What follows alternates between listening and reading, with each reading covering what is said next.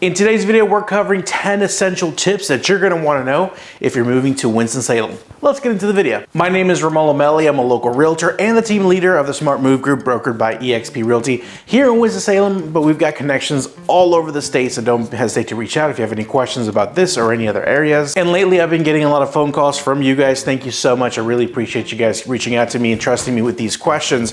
So I figured, I get a lot of the same questions and a lot of the same process type questions a lot, so I figured I'd make a video on it. Because buying a home in a new city can be exciting, but it is gonna be very intimidating, maybe a little scary. So that's my main purpose for making this video for you guys today. Just realized I forgot to take my glasses off to start this video, so we're just gonna rock. If you didn't know, I wear glasses sometimes, especially when I gotta read. If you're new here, I specialize in all things Winston-Salem. I'm gonna leave my contact info in the about section of this video, as well as on screen, so you can see, get a hold of me rather, if you have any questions. All right guys, enough of that, let's get right into the video. Number one thing you gotta do is call me, I'll handle the rest. That's it, let's end the video. I'm totally joking. That is a stupid old realtor joke that we use all the time. If you didn't laugh, I completely understand. Give me a thumbs down if you didn't laugh, and a thumbs up if you did laugh.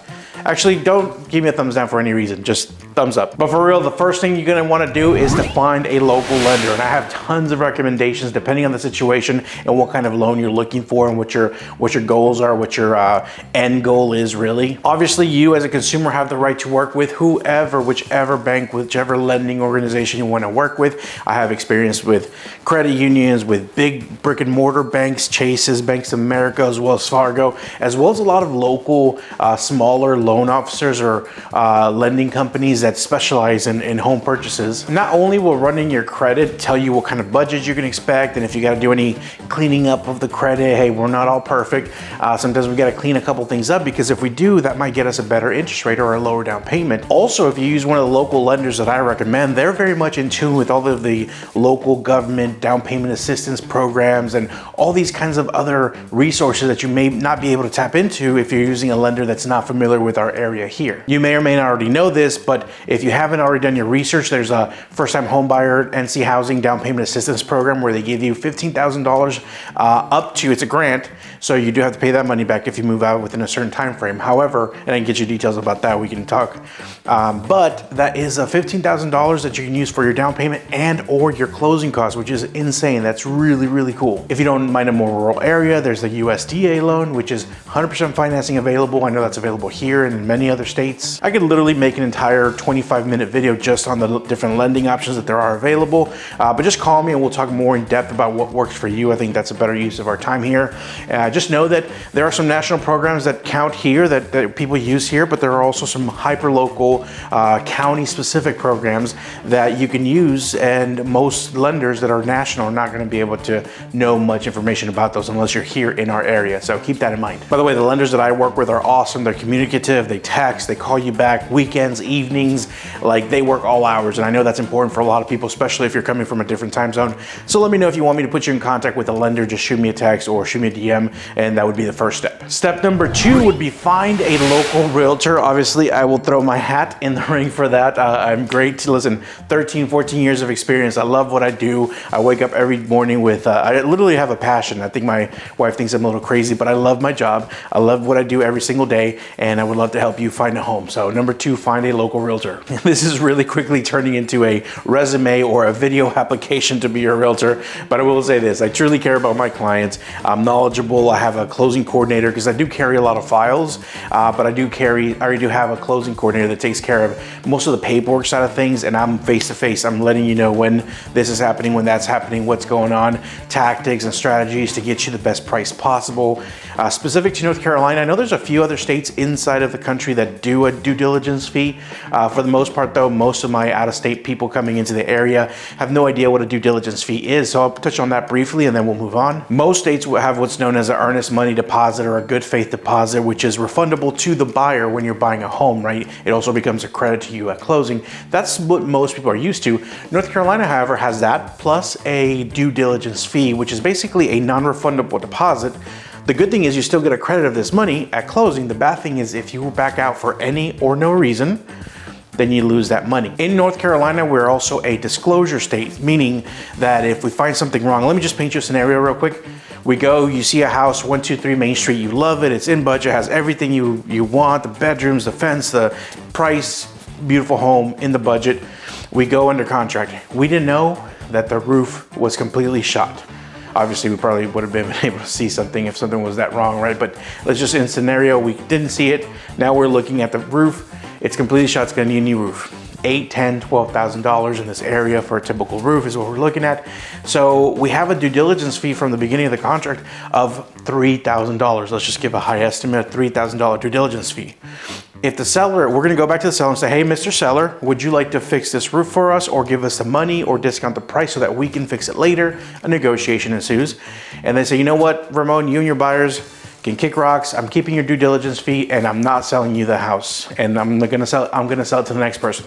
Well, they're technically legally allowed to do that. However, because it is a disclosure state, now they're gonna have to tell the next buyer that the roof is shot, right? And I'm gonna be making sure if that happens that they do disclose that to the next person. So what happens now is they're gonna say, okay, I can either fix it for Ramon and his clients, or I can put it back on the market, which is already gonna look bad, and then try to sell it to someone else, and they're probably gonna discover the same thing, and I have to disclose it anyway, and then I'm gonna have to fix it for them or drop the price for them, so why not just do it for Ramon's clients? So typically that's what usually happens when something major is wrong with the house. They usually go ahead and work with us because they know that they might keep our due diligence fee, but they're gonna have to deal with it eventually, if not with us, because now they have to disclose it. We're about to jump into number 3. Before we do that though, I do wanna remind you that if you have any questions, comments, concerns, anything at all that I can help you with and answer any questions about moving to the Winston Salem area, just questions in general, feel free to reach out. I'm an open book. You can call me, you can text me, you can shoot me an email. My full contact info will be in the about section of this video. Should be on the screen now as well. I'm also gonna leave you guys some awesome links, including a free relocation guide, a free list of homes in the Winston-Salem area, as well as my social media handles so you can see kind of what a day-to-day in the life of someone that lives in this area looks like. Number 3, I feel like is very underrated and a lot of people don't use this step. That's gonna be to familiarize yourself with the different areas of Winston-Salem and the different school zones. There are many, many different types of neighborhoods inside of the Winston-Salem area. They all have their pros and cons. Their their charms for some reason or another. They have their, their benefits, but also their negative sides as well. For example, Ardmore. Ardmore comes up a lot whenever I'm talking about people moving from out of state to the area. Ardmore is a great neighborhood. I would love to live there, but it's definitely a neighborhood of like young professionals. It's trendy, it's hipster, it's colorful, and it's really close to downtown. So it's kind of like, it's not for everyone, I'll say that, especially if you're looking for the most bang for the buck, because Ardmore has such a name in the area. People are willing to pay top dollar for homes there, and they usually sell really quickly with, at multiple offers. A lot of people like Washington Park, a lot of people like the West End. Definitely do your research and be knowledgeable about what school zone you want to be in. That's definitely a major key. But also know that Forsyth County has charter schools and magnet schools as well, which can be a big deciding factor in your choosing where to live. We're also kind of a college town here in Winston-Salem as well. We've got Wake Forest, we got Winston-Salem State University, we got the School of the Arts, we got Forsyth Tech, we got schools all over the place. So definitely part of it seems like a college town as well. So if you want to stay away from that area, or if you want to be in that area, that's up to you. Moving on to number 4, we're going to talk about understanding your local market. Again, this is where I, as your realtor, would come in and help you understand a lot of different features that you may not be aware of if you're not from the Winston-Salem area. The real estate market is very, very different no matter where you're from. It's hyper local information, and some places may be in a buyer's market where some places are in a seller's market.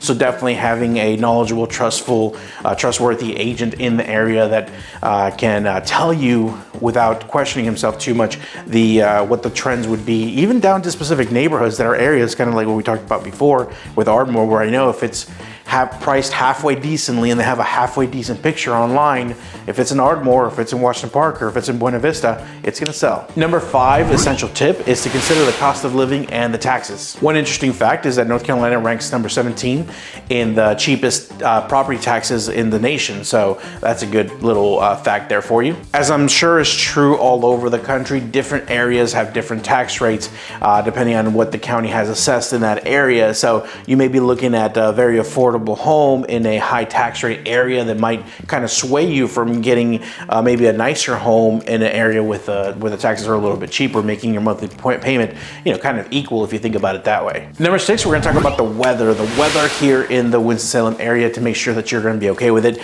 Now, we don't have any crazy colds or crazy hots. We're pretty mild when it comes to weather, a pretty mild state or area, I should be more specific. Now, a couple things happened this year that I thought I'd never see. We saw that big Hurricane Helene happen in the west of us here in the Appalachian Mountains towards Virginia, Tennessee. There's a lot of states that were affected. So it looks like things are rebuilding, so that's great. But a big weather event that I did not think we were going to have a hurricane in the mountains. That was total, no one saw that coming, and there's, you know, reasons why that's not typically happen. That doesn't typically happen, hurricanes in mountain areas, but it happened, and it devastated, and a lot of people lost a lot of things that, you know, here in Winston-Salem, thankfully, we got a little bit of heavy rain, a little bit of heavy wind, nothing we've not seen before, and we were good, thankfully. A couple power trees went down, power lines went down, but nothing major, nothing that interrupted us more than 30 minutes. The other thing that happened recently, just last week or a week and a half ago, we got like 3 to 5 inches of snow, which we typically don't get. And I say typically, I can remember when I first moved to the area in 2001, it seemed like back then we used to get more snow. It seemed like back then we would get one good dusting of snow, maybe 3 inches, and then it'd go away, usually once, maybe twice a year, but that was basically it. And then the last 4 or 5 years, we've seen like, hey, it's starting to snow. It doesn't even stick on the ground though. And then this year got crazy. We got like 5 inches of snow. It was insane. It was really nuts. But typically the spring is gonna start to warm up. Summer, we're gonna see 80s, 90s temperatures, maybe cross over to the 3 digits for a day or so. I mean, obviously I'm saying this and we've had all these unpredictable weather patterns lately. I'm gonna be completely wrong, but for the most part, that's usually what happens. The fall is nice, crisp, my favorite time of the year. I think every North Carolinian loves the fall. Every Winston-Salemer for sure loves the fall here because you got a nice brisk, cool breeze in the daytime. At nighttime though, it's cold enough to wear like a light jacket, bonfire, but it's not freezing cold, and you know, you can sleep with the windows open. It's a lovely time of the year. Number 7, and I know that not all of you guys have the luxury or the ableness to be able to do this, but if you are able to plan a visit or at least do some kind of virtual tour. A lot of times I'm meeting in this area. In fact, I did it just this weekend with people that are planning to move here in 6 months, 8 months, 12 months out. And so I meet, we have a cup of coffee, we show a couple areas that they might like, we sit down at the office and figure out what they're looking for, and I figure out kind of what areas they might like best, and we do kind of a buyer consultation. And I think that's important because no matter what I show you on camera, you have to kind of feel the roads, feel the neighborhoods, feel the streets, see what it's close to, and that's something that just doesn't translate very well over video. If you can't come here, we can still do a virtual Zoom call, and I can show you some of the neighborhoods, I can show you some of the houses, what they look like. I can, there's a lot of things I can do virtually. It's not the same as being here, but I can do my best to try to convey what it is that you're looking at. Number 8 is gonna be an unpopular one, and you can feel free to unsubscribe and no, I'm just kidding, don't do that. But I really want to bring it up because a lot of people I feel like are missing out because they won't consider this. Anyway, consider new construction homes. Now, before you shoot the messenger and I don't want a cookie cutter home and you say everything else that I've already heard 15 times already, just consider it, just do yourself a favor. And the reason I say that is because new construction homes, yes, they may be cookie cutter homes, but they're offering crazy incentives. They're offering, I was on the phone earlier today, Lennar in this area at this time is offering $17,500 to use as you please. You can use that money towards upgrading the home. You can use that money to pay your closing costs, or what's most popular right now is you can use that money to buy down your interest rate. Meaning that you can walk into a Lennar home, a True Home, a Mungo, a lot of these different builders have these incentives where you walk into the homes with a 4.5% interest rate, a 5% interest rate. Now, are you gonna live in a cookie cutter neighborhood? Kind of. I mean, they're doing a lot better with not making them all look alike. But yeah, essentially it's a very cookie cutter neighborhood, suburbia, you know, all the homes are, you know, 2-story vinyl homes, sometimes, you know, whatever. But imagine having the lowest payment at a 4.5% interest rate. And imagine when you go to use that home as a springboard for you to be able to rent it out and have an income property, and you have a really low mortgage rate so you can afford to rent it and make a decent profit there every month. Or you sell that house in 2, 3, 4 years after you've literally known the area, you know what you want to, where you want to live, what part of the city you want to live in for sure, and you're able to make that move more confidently using the sale of the new construction home that probably has a lot of equity built up in it in 3-4 years, and then you make a profit on that as well. So just consider it. Another reason that I think new construction is really popular and should be worth considering is because it's the only way that you can go and say, hey, I want this house with this layout, this floor plan, this square feet, this exact house on this piece of land, and I want it on this date. Nowhere else can you do that, because if you come here and look at homes, but you're not looking to move 3, 6, 9, 12 months from now, then guess what? The homes that you're looking at, they're just not going to be available, right? Because they've already sold.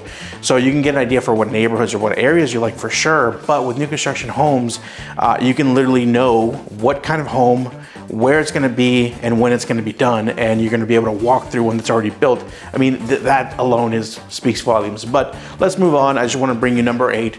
Consider new construction homes, and we can talk about more in depth about why or why not. And that gives us a great segue to talk about number 9, which is consider your resale value. The first thing that comes to mind when I think about your future resale value is a conversation that I find myself having a lot of times. I'll get some people that want to buy a home in an area that doesn't have the best schools in Winston-Salem or in Forsyth County, and what will happen is they'll say, hey, I love the house and I don't have to worry about my kids going to school for another 10 years, or my kids are already graduated, why do I care about what schools are in the area? While that's true, you got to consider that usually the best schools, there's a direct correlation between like the best schools in the area and the home prices. So obviously the homes are going to be way more expensive in the best school districts, because that's one of the biggest determining factors for families about where they live. Being close to downtown is important. Being close to your job is important. All these different things play a factor, not only in how much you're going to like your home, but also the resale value of it. There is a water treatment facility in Winston-Salem, and if you live anywhere within a half a mile, maybe quarter mile of that area, you're going to be able to smell every now and then in the summertime. You're going to be able to have an odor. You're going to be able to smell it. So you obviously want to know that, because that's going to drive buyers away. That's not going to be the best resale value for you. Number 10 is up next. Before I do that, I do want to remind you that if you have any questions, comments, concerns, give me a call, shoot me a text. I'm easy to get a hold of. I'm happy to help. That's why I make these videos for you guys. Like, share, subscribe, you know what to do. Leave me a comment where you're watching this video from. All that stuff keeps me motivated to keep making these videos for you. It also helps other people that might need this information, so please do that. Check out the links in the About section. Now let's get into number 10, temporary housing. This is a problem that a lot of my buyers run into, because if you've sold your home in the other state that you're coming here from, you're essentially homeless. You're coming here trying to look for a home, and the process is going to be 30 to 45 days. Airbnb obviously is an option, quite an expensive one. Furnish Finder, I have a lot of my clients, if you haven't been to furnishfinder.com, check out furnishfinder.com. I'm not sponsored. A lot of my clients have used that website because it's cheaper than Airbnb, but you don't have to sign a 6 or a 12-month lease. Instead, they do 60 and 90 day and above increments of time. And so you can say, hey, I want to do a 90-day lease and try to find something in the first month and a half, and if I can't, then I can renew again, or closer to 2 months, or whatever the case may be. So just consider temporary housing, because man, I've had people come out here and stay in RVs until they find the house. Obviously, there's extended stay hotels. I can rent you my garage. I'm just kidding. I'm not gonna put you in my garage. There's no climate control in there. You could also be in a situation where you want to build a new construction home and it's not quite done, or there's a delay of some kind, which are rare but not unheard of.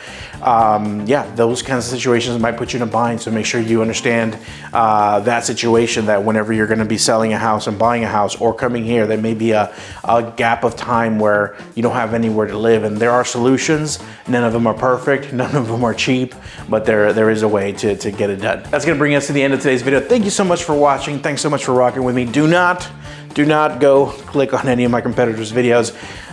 They are not great. I'm just kidding. I'm sure they're great people, but stick with me. I think I'm the funniest, definitely the most charismatic, and I'll see you in next week's video.